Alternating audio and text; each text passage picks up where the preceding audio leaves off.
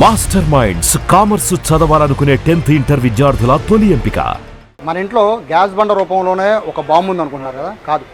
AC రూపంలో అలాగే refrigerator రూపంలో ఈ రెండు కూడా బాంబులే.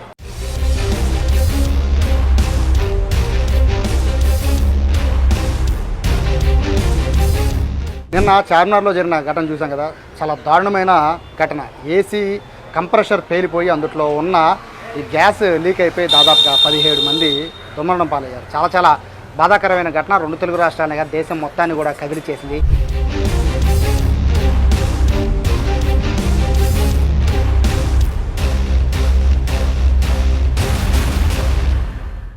ఇప్పుడు ఏసీ అంటే అందరూ భయపడిపోయే పరిస్థితి ఉంది. నిజంగా ఏసీ వల్ల ఇంత ప్రమాదం జరిగిందా అనేది అందరూ కూడా ఆశ్చర్యపోతున్నారు. ప్రస్తుతం నేను ఇప్పుడు విజయవాడ విజయ టాకీస్ దగ్గర ఉన్న ప్రస్తుతం విజయవాడ ఏసీ టెక్నీషియన్స్ అసోసియేషన్కి సంబంధించిన షాప్లో ఉన్నాను. అయితే దివాకర్ గారు ఉన్నారు, ఆయన ప్రెసిడెంట్ ఈ అసోసియేషన్ మొత్తానికి. ఏసీ టెక్నీషియన్స్ అంతా కూడా వీళ్ళ దగ్గర ఉంటారు. సో ఏసీ ఎలా లీక్ అయ్యింది, ఏసీ లీక్ అవ్వకుండా ఏం చేయాలి, ఇటువంటివన్నీ కూడా వీళ్ళు రెగ్యులర్గా కస్టమర్స్కి చెప్తూ ఉంటారు. కానీ ఇట్లా ఘటనలో జరుగుతాయని కూడా వీళ్ళు కూడా ఊహించుంటారు. సార్ నమస్తే. మీరు ఎన్ని జాగ్రత్తలు చెప్పినా కూడా మీరు ఏసీ బిగించే ముందు చెప్తారు, బాగు చేసే ముందు చెప్తూ ఉంటారు. కానీ నిన్న చార్మినార్ దగ్గర జరిగిన ఘటన చాలా దారుణం. సో దానికి ప్రధాన కారణం ఏసీ కంప్రెషర్ పేలిపోవడం, గ్యాస్ లీక్ అవ్వడం అంటున్నారు. అవునండి, గ్యాస్ అనేది రకరకాలైన లీకేజెస్ ప్రాబ్లం ఉంటాయండి. ఇక్కడ ఫస్ట్ లీక్ ప్రాబ్లం ఏంటంటే సర్వీస్ ప్రాబ్లం. ఫస్ట్ ప్రాపర్గా సర్వీస్ చేయించుకోకపోవడం వల్ల ఖచ్చితంగా గ్యాస్ లీకేజెస్ అనేవి అవుతాయి. అవి నేను మీకు ప్రాక్టికల్గా చూపిస్తాను. అసలు ఎక్కడ లీక్ అవుతాయి అంటే మీకు విజువలైజేషన్లో చూపిస్తాను. అయితే ఎందుకు లీక్ అవుతాయి అంటే అక్కడ రస్ట్ పట్టేస్తాయి. మన సర్వీస్ ప్రాపర్గా చేయించుకోకపోతే రస్ట్ పట్టేస్తాయి. ఆ రస్ట్ పట్టేసినప్పుడు మీకు ఇక్కడ ఒకసారి రండి, ఇక రస్ట్ ఈ రింగ్స్లో పట్టేస్తాయి. పట్టినప్పుడు మనకి ఈ రింగ్స్ అనమాట, ఇవి ఏసీకి వచ్చే రింగ్స్ ఇది కాయిల్, ఇది కాపర్ రింగ్స్. ఇక్కడ ఏమవుతుందంటే సర్వీస్ ప్రాపర్గా లేకపోవడం వల్ల ఇక్కడ ఏమవుతుందంటే మొత్తం స్కేల్ ఫామ్ అయిపోయి ఈ స్కేల్ అనేది ఇక్కడ ఉన్నదంతా ఆటోమేటిక్గా దీన్ని తినేస్తుంది. ఈ కాపర్ని తినేయడం వల్ల ఇక్కడ హోల్ పడిపోతుంది. ఈ హోల్ పడిపోవడం వల్ల ఆటోమేటిక్గా ఎయిర్ అనేది లోపలికి వెళ్ళిపోతుంది. వెళ్ళిపోవడం వల్ల ఎయిర్ లోపలికి వెళ్తే ఆటోమేటిక్గా లోపల ఉన్న కంప్రెసర్లో ఆయిల్ కూడా మిక్స్ అయి ఉంటుంది. ఆయిల్ మిక్స్ అవ్వడం వల్ల ఏమవుతుందంటే ఆటోమేటిక్గా మనకి ఎప్పుడైనా సరే ఆయిల్ లోపల కంప్రెసర్లో రొటేట్ అవుతున్నప్పుడు ఆయిల్ ప్లస్ మన ఆక్సిజన్ రెండు మిక్స్ అయితే ఆటోమేటిక్ ఫైర్ అనేది జనరేట్ అయిపోతుంది. అది ఫుల్ కంప్రెస్ అయినప్పుడు ఆటోమేటిక్ ఫైర్ అనేది జనరేట్ అవుతుంది. ఆ విధంగా ఏసీలు అనేవి బ్లాస్ట్ అవుతాయి. ప్లస్ అదిగాక ఇప్పుడు ఏమైందంటే పాత రోజుల్లో మనకి ఏసీలు చాలా తక్కువ, బ్లాస్టింగ్స్ అనేవి మనం చాలా తక్కువ చూసాం. ఇప్పుడు ఈ మధ్య కాలంలోనే బాగా ఎక్కువ చూస్తున్నాం. అదిగాక ఏంటంటే మనం ఇప్పుడు పెట్రోలియం గ్యాసెస్ అంటున్నాము, 32 కానీ 410 గ్యాసెస్ కానీ మరి తర్వాత 22 గ్యాసెస్ కానీ మనకేమవుతుందంటే బాగా ఈ ఫైర్ వస్తుంది ఇందులో నుంచి. మీకు ఈ 32 గ్యాసెస్లో మనం సరైన సేఫ్టీ ప్రికాషన్స్ టెక్నీషియన్స్ కానీ కస్టమర్స్ కానీ ఎలక్ట్గా లేకపోతే దీనివల్ల చాలా ప్రమాదం ఉంది. దీన్ని పేలవడం వల్ల ఇమీడియట్లీగా మనకేమవుతుందంటే దీన్ని పేలవడం వల్ల ఆటోమేటిక్ బ్రీతింగ్ లెవెల్స్ అనేవి పూర్తిగా పడిపోవడంతో ఇమీడియట్లీగా మనం స్పాట్లో డెడ్ అయిపోవడం జరిగింది. నిన్న జరిగిన సంఘటన కూడా అది ఎలక్ట్రికల్ ఫైర్ యాక్సిడెంట్ ప్లస్ అది వుడ్ వర్క్ మీద ఉండటం. ఇప్పుడు ఏసీ దాన్ని మెల్ట్ అయిపోవడంతో గ్యాస్ అనేది బయటికి రావడం జరిగింది. బయటికి రావడం వల్ల ఆటోమేటిక్గా అది పిల్లలు పడుకున్నట్టే చనిపోవడం జరిగింది. ఎందుకంటే వాళ్ళకి అన్కాన్షియస్లో ఉంటారు, పిల్లలంతా పడుకొని ఉంటారు. నిద్రలో ఉన్నప్పుడు ఆ మత్తులోంచి లెగిసి వెళ్ళాలన్న స్పృహ పిల్లలకి ఏముంటుంది, ఎవరికి ఉండదు, పెద్దవాళ్ళకి ఎవరికి ఉండదు. ఆటోమేటిక్గా ఆ నిద్రలోనే వాళ్ళు పాపం. మీరు చెప్తున్న ప్రకారం కాయిల్స్ అనేవి అవి డ్యామేజ్ అయితే కానీ లేదా వాటిల్లో ఏమన్నా సరిగా క్లీన్ చేయకపోతే అన్నారు. గ్యాస్ కి ఎంత పవర్ ఉంటుందా? అందరూ కూడా ఏసీలో గ్యాస్ అయిపోయింది, జాగ్రత్త చూసుకోమని చెప్తారు. ఫస్ట్ మీ టెక్నీషియన్స్ కూడా వస్తూ ఉంటారు, గ్యాస్ లీకేజ్ గురించి చెప్తూ ఉంటారు. అయినా కూడా ఎలా గ్యాస్ లీక్ అవుతుంది? ఇక్కడ గ్యాస్ లీక్ అవడం అనేది ఏమవుతుందంటే సార్, అయినా ఏమో లీక్ అనేది మాత్రం 100% ఈ కాయిల్స్ లోనే లీక్ అవ్వాలండి.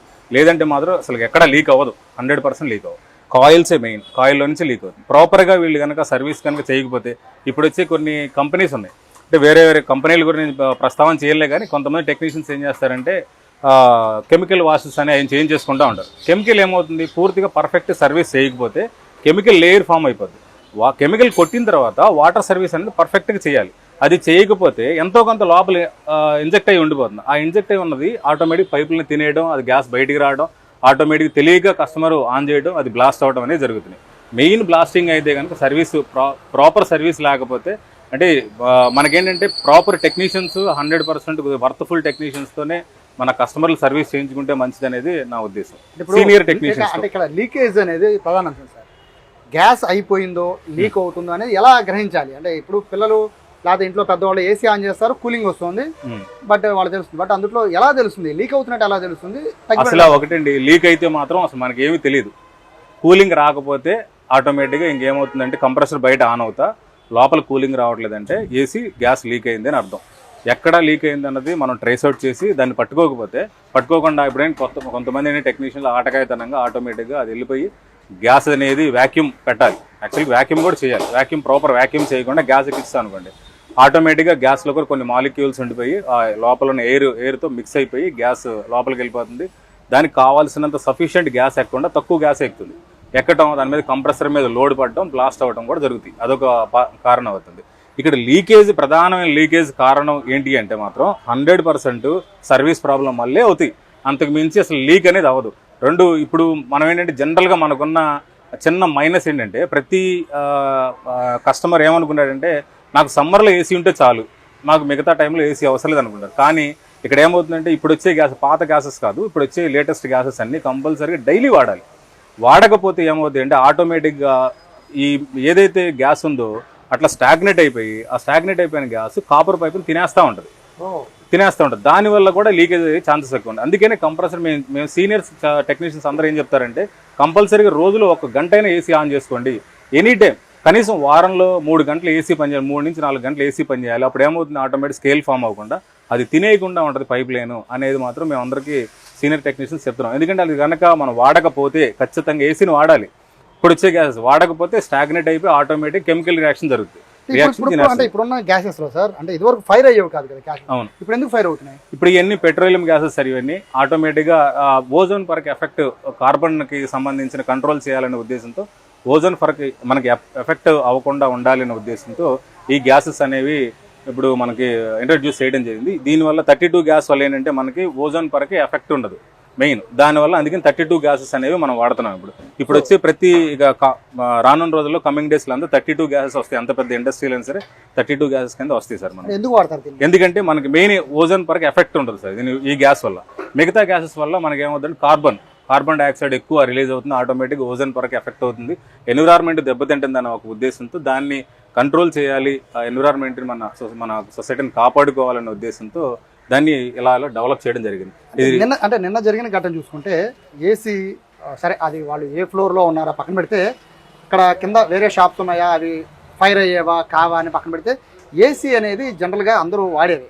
సో తెల్లవారుజామున ఏసీ లీక్ అయ్యింది అంటే దాని రీజన్ ఏంటి? అంత తెల్లవారుజామున లీక్ అయింది అనేది ఏం కాదండి. ఇక్కడ ఏమవుతుందంటే లీక్ కాదు, ఇక్కడ మనకి ఎలక్ట్రికల్ షార్ట్ సర్క్యూట్ అయింది. ఫస్ట్ పాయింట్, షార్ట్ సర్క్యూట్ అవడంతో వుడ్ వర్క్ ఫస్ట్ తగలబడిపోతుంది. ఫైర్ అయింది వుడ్ మీద మన ఏసీ కూడా కూర్చోబెడతాం. అది వుడ్ చాలా స్పీడ్గా ఫైర్ అయింది. ఫైర్ అవడంతో మన వుడ్ మీద ఉన్న ఏసీ కూడా ఫైర్ అయిపోయింది, మెల్ట్ అవడం, దానిలో ఉన్న కాపర్లో ఉన్న గ్యాసెస్ కూడా బయటికి రావడం, అక్కడున్న పొగ కార్బన్ డైఆక్సైడ్తో పాటు మన ఈ గ్యాస్ కూడా మిక్స్ అయిపోవడంతో పూర్తిగా ఇంకా పాయిజనస్ పెరిగిపోవడం, పిల్లలు తప్పించుకోలేకుండా ఉండే పరిస్థితుల్లో నిద్ర స్థితిలో ఉండడం వల్ల ఇంకా ఆటోమేటిక్గా అంత జన నష్టం అయితే బాగా జరిగింది. అది మరి చాలా కష్టం, పీల్చకూడదు సార్. మన పాయిజన్ తో సమానమే సార్, ఈక్వల్ టు పాయిజన్ సమానం సార్. అంటే ఇప్పుడు మనకి చాలా చెన్నైలో కానీ తర్వాత మనకి చాలా కొన్ని మెయిన్ మెట్రోపాలిటన్ సిటీస్ లో కొన్ని ఫ్రిడ్జ్లు కూడా పేలిపోయి చనిపోయిన ఘటనలు కూడా మన దృష్టికి వచ్చినాయి. చాలా జాగ్రత్తగా మనం మెయింటైన్ చేయాలి. ఏదో ఆటకాయతనంగా ఫ్రిడ్జ్ల దగ్గర ఉండకూడదు, చాలా కేర్ఫుల్ గా ఉండాలి. ఇప్పుడు చాలా మంది ఏంటంటే ఫ్రిడ్జ్ల్లో చాంబర్లు ఐస్ పట్టే కానీ చాకులతో పొడి చేస్తూ ఉంటారు. అది కూడా చాలా రాంగ్. అది చాలా జాగ్రత్తగా ఉండాలి. అలాంటి పనులు చేయకూడదు. డీఫ్రాస్ట్ బటన్లు ఉంటే ఆ డీఫ్రాస్ట్ బటన్ నొక్కుంటే మొత్తం ఐస్ అంతా కరిగిపోతుంది. లేదంటే కనుక ఒక టెక్నీషియన్ పిలిచి వాడు 500 ఇస్తే వాడే సర్వీస్ ఛార్జ్ చేసి వెళ్ళిపోతాడు. ఆ 500 ఇవ్వడం దేనికని కస్టమర్ ఏం చేస్తాడంటే ఐసే కదా మనం పొడి చేస్తూ వచ్చేస్తుందని చెప్పి అదొక ఫన్నీగా అనుకొని దాన్ని పొడి చేస్తారు. దానివల్ల చాలా సమ్మర్ లో జరుగుతున్న యాక్సిడెంట్స్ లో ఈ యాక్సిడెంట్ కూడా మోస్ట్లీ ఈ ఫైర్ యాక్సిడెంట్ ఎక్కువ అండి. చాలా ఇళ్లలో ఇక్కడ మ్యాటర్ అంటే ప్రజలు ఎలా గమనించాలి అంటే మీరు చెప్పినట్టుగా సమ్మర్ లో మాత్రం ఏసీ వాడుతూ ఉంటారు. అవును. సో అంటే ఒక జనవరి నుంచి ఫిబ్రవరి నుంచి చలికాలం కాబట్టి ఏసీని అట్లా వదిలేసి సమ్మర్ లో ఆన్ చేస్తే కూలింగ్ ఎక్కువ ఉంటుందనే ఫీలింగ్ ఉంటారు. సో ఎప్పుడెప్పుడు సర్వీస్ చేయించుకోవాలి, ఎలాంటి పరిస్థితుల్లో సర్వీస్ చాలా మంది తెలియదు సార్. ఒకటండి, ఇప్పుడు మనం సర్వీస్ అనేది ఎవ్రీ రెగ్యులర్గా వాడే లెక్క అయితే ఎవ్రీ 3 monthsకి ఒకసారి కంపల్సరీ సర్వీస్ చేయించాల్సిందే. కస్టమర్ ఏమనుకుంటున్నాడంటే 1000 రూపాయలు వాళ్ళకి ఎందుకు ఇవ్వాలి, మనం వాడింది తక్కువే కదా అనే వాళ్ళే బ్రష్ పెట్టి క్లీన్ చేసుకుంటూ ఉంటారు. చాలా మంది బ్రష్ పెట్టి క్లీన్ చేస్తారు. అది చాలా రాంగ్. అది ఎందుకంటే ఇంటర్నల్గా మనకి పూర్తిగా క్లీన్ అవ్వకుండా పైన మీ కంటికి కనపడేలాగా ఏదో బ్రష్ పెట్టి క్లీన్ చేసుకుంటే ఇన్సైడ్ ఉన్న లోపల ఉన్నదంతా నాచ్ అంతా ఎక్కడికి పోతుంది, అది అలాగే ఉండిపోతుంది. అప్పుడు ఎయిర్ అంటే సఫిషియెంట్ ఎయిర్ కాయిల్లో నుంచి మీకు సక్ చేసుకొని బయటకు త్రో చేస్తేనే చిల్నెస్ బాగా వస్తుంది. ఇప్పుడు కాయిల్లో నుంచి మనకి ఆ చిల్నెస్ రావాలి అంటే క్లీనింగ్ పర్ఫెక్ట్గా ఉండాలి. మరి ఆ క్లీనింగ్ పర్ఫెక్ట్ లేకపోతే పవర్ బిల్లు పెరుగుతుంది, ప్లస్ యూనిట్ పాడవుతూ ఉంటుంది.